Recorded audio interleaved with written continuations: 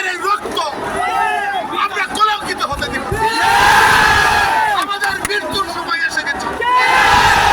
ভবিষ্যৎ প্রজন্ম শৃঙ্খলাভাবে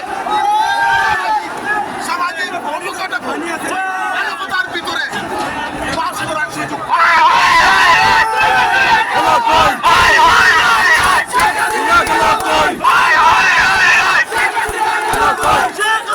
আমি তোমরা মিছিল না দিয়ে আমার একটা কথা শুনো।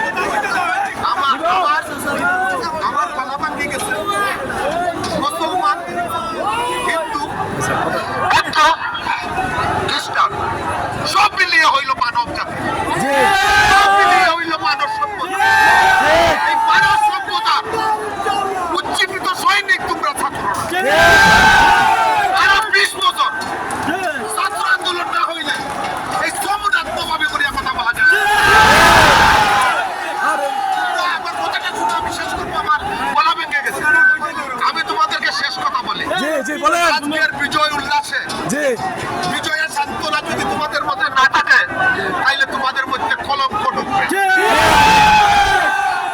স্বৈরাচারী সরকারের হাত রক্তে রঞ্জিত হয়েছে।